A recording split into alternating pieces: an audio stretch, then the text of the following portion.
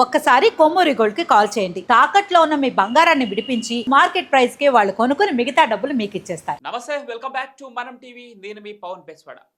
Iran రోడ్లు రక్తసిక్తమవుతున్నాయి.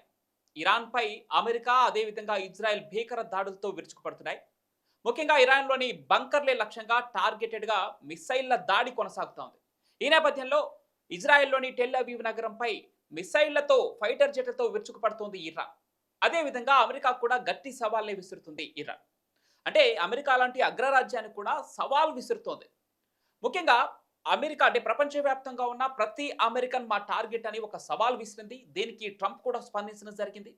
ఒక media సమావేశాన్ని ఏర్పరిచి ప్రపంచవ్యాప్తంగా ఉన్న అమెరికన్లందరూ జాగ్రత్తగా ఉండాలి, ఇరాన్తో యుద్ధ సమయం నేపథ్యంలో కొంత జాగ్రత్త వహించాల్సిన అవసరం ఉంది. మనం అంటే కొంత జాగ్రత్త వహిస్తే విజయం మనదే అని కూడా వాళ్ళు చెప్పడం జరిగింది. అదేవిధంగా ఇజ్రాయెల్ కూడా ప్రకటిస్తూ ఉంది, యుద్ధంలో మరింత ముందుకు వెళ్ళాం, యుద్ధంలో మరింత ముందుకు వెళ్ళాం, ఇరాన్ని కుప్పకూల్చడానికి మనకి ఎంతో సమయం లేదు, ఇంకా దగ్గరకు వచ్చేసాం, విజయం మనదే అన్న రీతిగా ఇజ్రాయెల్ ప్రధాని బెంజమిన్ నెతన్యాహు కూడా చెప్పడం జరుగుతుంది. సో ఇటుపక్క అమెరికా ఇజ్రాయెల్ కలిసి ఇరాన్ పైన దాడి చేస్తుంటే ఇరాన్ సవాల్ విసురుతోంది. అదేవిధంగా రష్యా, ఉత్తర కొరియా లాంటి దేశాలు ఇరాన్కు సపోర్టుగా కొన్ని ఆయుధాలు కూడా సప్లై చేస్తున్నాయని ఒక వార్త వినపడుతోంది. సో ఇప్పుడు ప్రపంచవ్యాప్తంగా యుద్ధ వాతావరణం కనిపిస్తోంది. పూర్తి విశ్లేషణ తీసుకుందాం. మనతో పాటు సీనియర్ జర్నలిస్ట్ వలీ గారు ఉన్నారు. ఎస్ వలీ, ప్రతి అమెరికన్ జాగ్రత్తగా ఉండాలి, ట్రంప్ చెబుతున్నటువంటి మాట. అంటే ఇరాన్తో యుద్ధ పరిస్థితులు నెలకొన్న నేపథ్యంలో ఇజ్రాయెల్కి సపోర్టుగా అమెరికా కూడా దాడులు చేస్తూ ఉంది.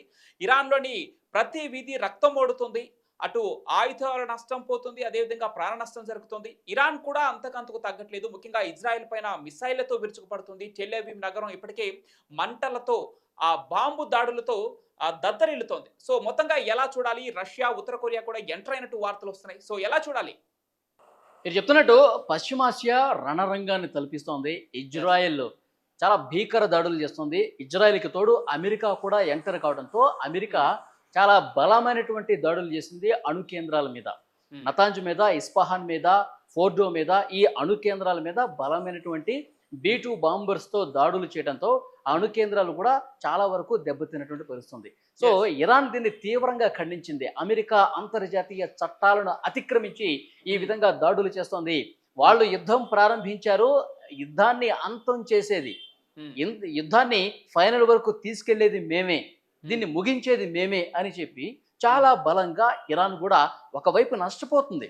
ఒకవైపు అణు కేంద్రాల మీద దాడి జరిగినా, బాలిస్టిక్ క్షిపణి తయారీ కేంద్రాల మీద దాడి జరిగినా, వాళ్ళ నగరాల మీద దాడి జరిగినా, వాళ్ళ సాధారణ ప్రజానీకం నష్టపోతూ ఉన్నా సరే ఎక్కడా కూడా వెనకడుగు పెట్టలేదు. యుద్ధం మీరు ప్రారంభించారు, అంతం చేసేది మేమే అని చెప్పి ఇంకా ఇరాన్ దూకుడుగానే మాట్లాడుతున్నటువంటి పరిస్థితి. ఒకవైపు నష్టం స్టెప్ బై స్టెప్ నష్టపోతూ ఉంది ఇరాన్.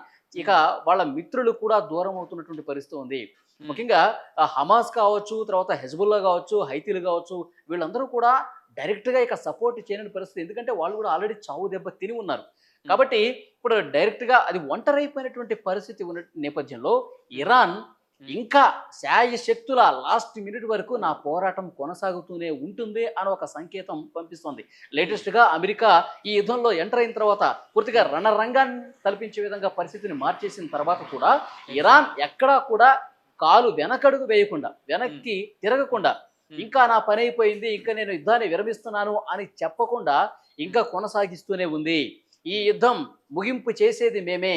అమెరికా చాలా పెద్ద తప్పు చేసింది. అమెరికాని ఎట్టి పరిస్థితుల్లో వదిలిపెట్టం, తగిన మూల్యం చెల్లించుకోక తప్పదు.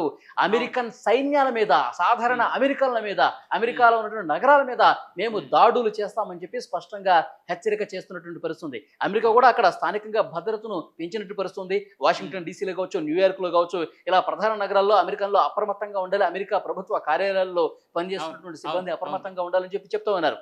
సో ఇప్పుడు యుద్ధం యొక్క ఒక మౌలిక స్వరూపాన్ని ప్రస్తుతం మనం అబ్జర్వ్ చేస్తే గనక రెండు దేశాలు కూడా, ఇటు ఇజ్రాయెల్ దాడులు చేస్తా ఉంది విపరీతంగా అమెరికాతో కలిసి, తర్వాత ఇరాన్ కూడా అటు టెల్ అవీవ్ మీద దాడులు చేస్తా ఉంది.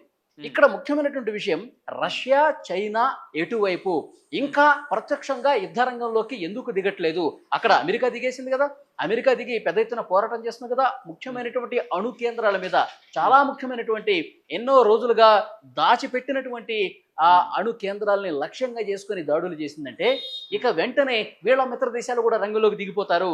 రష్యా డైరెక్ట్గా ఎంటర్ అయిపోతుంది, చైనా ఎంటర్ అయిపోతుంది, నార్త్ కొరియా ఎంటర్ అయిపోతుంది, ఒక రణరంగం ఇక పశ్చిమాసియా పూర్తిగా ఒక మండుతున్న అగ్నిగోళంగా మారిపోతుందని చెప్పి మీరు చెప్పినట్టుగా ఇరాన్ డైరెక్ట్ గా అమెరికాకి సవాల్ విసురుతుంది మీరు చెప్పినట్టు. అయితే అమెరికా లాంటి అగ్రరాజ్యానికి, అదేవిధంగా మొస్సాద్ లాంటి గూఢాచార అంటే ప్రపంచంలోనే అత్యంత గూఢాచార సంస్థ అంటే అత్యంత బలమైనటువంటి గూఢాచార సంస్థ కలిగిన ఇజ్రాయెల్ కూడా ఇరాన్ ఇప్పటికీ సవాల్ విసురుతుంది. ఏది ఇంత భీకర దాడుల తర్వాత కూడా. అంటే ఏ దేశం సపోర్ట్ చూసుకొని, ఇందాక మీరు చెప్పినట్టు రష్యా లేదంటే నార్త్ కొరియా లాంటి దేశాలు డైరెక్ట్ గా. కానీ పవన్ ఇక్కడ రష్యా గురించి ఒక మాట చెప్పాలి. రష్యా అధ్యక్షుడు పుతిన్ ఒక స్పష్టమైన ప్రకటన కొద్దిసేపటి క్రితమే చేశారు. ఎందుకంటే మేము ఇన్ని రోజులు మేము ఎందుకు కాముగా ఉండాల్సిన పరిస్థితి ఉంది, ఇంకా ఇరాన్తో డైరెక్ట్ గా కలిసి ఇజ్రాయెల్ మీద మేము ఎందుకు దాడులు చేయటం లేదంటే, ఇజ్రాయెల్లో ఇప్పుడు ఒకప్పటి సోవియట్ యూనియన్ కావచ్చు, ఇప్పటి రష్యన్ ఫెడరేషన్ కావచ్చు, సో ఇక్కడ ఉన్నటువంటి వాళ్ళే అక్కడ ఉన్నారు. రష్యన్ భాష మాట్లాడే వాళ్ళే దాదాపు 20 లక్షల మంది ఇజ్రాయెల్లో ఉన్నారంట. కాబట్టి అది రష్యన్ భాష మాట్లాడే దేశమే, మా దేశ ప్రజలే కొంతమంది అక్కడ ఉన్నారని చెప్పి మేము భావిస్తా ఉన్నాము. కాబట్టి మేము నేరుగా రంగంలో దిగి ఇజ్రాయెల్ మీద దాడులు చేయట్లేదు అని చెప్పి ఒక ప్రకటన చేశారు. కాబట్టి ఇరాన్ చెయ్యి అందించే దేశాలు కూడా మెల్లమెల్లగా చెయ్యి జారవిడుస్తున్నాయి. ఇరాన్ ఇక ఒంటరిగా మిగిలిపోవటమే కనిపిస్తోందని చెప్పి ఈ సంకేతాలు కనిపిస్తున్నాయి. ఇక చైనా డైరెక్ట్గా యుద్ధానికి అవసరమైనటువంటి పరికరాలు కావచ్చు, యుద్ధ విమానాలు కావచ్చు, ఏమన్నా ఆయుధాలు సమకూరుస్తుంది అని ఒక అంచనా ఉంది. సో ఎందుకంటే ఇరాన్ ఎయిర్పోర్ట్లో కూడా పెద్ద ఎత్తున చైనాకు సంబంధించినటువంటి విమానాలు అక్కడ ల్యాండ్ అయ్యి కొంత సామాగ్రి ఇచ్చిందని చెప్పి చర్చ ఉంది. కానీ ఎక్కడా కూడా అఫీషియల్గా చైనా ఇరాన్తో చేతులు కలిపింది, యుద్ధంలో దిగింది, లేదంటే పరోక్షంగా అయినా సపోర్ట్ చేస్తుందని చెప్పి ఒక ప్రకటన కూడా రాలా. ఇంకా వాళ్ళ ఆచితూచి వ్యవహరిస్తా ఉన్నారు. అమెరికా రావటాన్ని తీవ్రంగా ఖండిస్తోంది. రష్యా కావచ్చు, చైనా కావచ్చు, నార్త్ కొరియా కావచ్చు, వీళ్ళందరూ ఇరాన్ సపోర్ట్ చేసే దేశాలన్నీ కూడా అమెరికా ఎంటర్ కావడాన్ని తీవ్రంగా ఖండిస్తా ఉన్నాయి. అమెరికా గురించి ఏం చెప్తా ఉన్నారు, ఇది పూర్తిగా ఈ యుద్ధాన్ని ప్రేరేపించే విధంగా, అంతర్జాతీయ చట్టాలకు విరుద్ధంగా అమెరికా ప్రవర్తించింది. ఇది అగ్నికి ఆజ్యం పోసే విధంగా తయారైంది. ముఖ్యమైన నిర్ణయం తీసుకుంది. మోస్ట్ ఇంపార్టెంట్, హర్మోజ్ జలసంధిని మూసివేయడానికి ఇక్కడ ప్రపంచం మొత్తం ఆర్థికంగా సంక్షోభంలో కూరుకుపోవడానికి కూడా కారణమవుతుంది తెలిసింది. ముఖ్యంగా ముడి చమురు ధరలు విపరీతంగా పెరిగిపోతున్నాయి. ఈ రోజు కూడా మనం చూసుకోవచ్చు 2% పెరిగిపోయాయి ముడి చమురు ధరలు. సో దీనివల్ల ఇంకా భవిష్యత్తులో ఎలాంటి పరిణామాలు ఎదుర్కొనే అవకాశం ఉండొచ్చు అని. సో డెఫినెట్ గా ఇరాన్ ఈ రకమైనటువంటి చర్యలు తీసుకుంటుందని చెప్పి ప్రపంచానికి ఒక అంచనా ఉంది పవన్. ఎందుకంటే హార్మోజ్ జలసంధి చాలా కీలకమైనటువంటి జలసంధి. సౌదీ అరేబియా నుంచి, ఇరాన్ నుంచి, ఇరాక్ నుంచి, ఒమన్ నుంచి పెద్ద ఎత్తున ఈ ప్రపంచానికి అందించేటటువంటి ముడి చమురు పెద్ద ఎత్తున ప్రతి నిత్యం కోట్ల బ్యారెళ్ల ముడి చమురు సరఫరా అనేది ఈ జలసంధి నుంచే జరుగుతూ ఉంటది. చాలా ఇరుకైనటువంటి 33 కిలోమీటర్లే ఉంటది ఒక దగ్గర. సో అంత ఇరుకైన జలసంధి ద్వారా ఈ ముడి చమురు సరఫరా ఉంటుంది. మన భారతదేశం విషయానికి వస్తే, మన భారతదేశం ముడి చమురు 90% 90% బయట దేశాల మీద ఆధారపడుతుంది. మళ్ళీ 50% బయట దేశాల నుంచి ఎల్ఎన్జి అంటే లిక్విఫైడ్ న్యాచురల్ గ్యాస్ అనమాట. 90% ముడి చమురేమో మనం బయట నుంచి తీసుకుంటాం, 75% ఎల్ఎన్జి కూడా మనం బయట నుంచి తీసుకుంటాం. అక్కడ గనక ఇక్కడ ఈ హార్మోజ్ జలసంధి ద్వారా వచ్చేటటువంటి ముడి చమురు 40% భారతదేశం తీసుకుంటది ఓన్లీ ఈ జలసంధి ద్వారానే. వన్స్ ఒక్కసారి గనక ఇరాన్ ఆ జలసంధిని మూసేస్తే చాలా తీవ్రమైన ప్రభావం ప్రపంచ దేశాల మీద పడుతుంది. ఈ జలసంధిని మూసివేయటం వల్ల ఇరాన్ కే ఎక్కువ ఆర్థిక నష్టం అని చెప్పేసి అమెరికా చెప్తుంది. దీంట్లో చైనా కలగజేసుకొని దీన్ని నిలిపివేసే విధంగా చర్యలు తీసుకోవాలి, చైనా దీనిలో చర్యలు తీసుకోవాలి, మాకు సపోర్ట్ చేయాలని చెప్పేసి కూడా అమెరికా చెప్తున్నట్లు తెలుస్తుంది. ఇప్పుడు నిండా మునిగినోడికి చలేంది అని ఒక సామెత ఉంది. అట్లాగే ఇప్పటికే చాలా నష్టపోయింది యుద్ధంలో.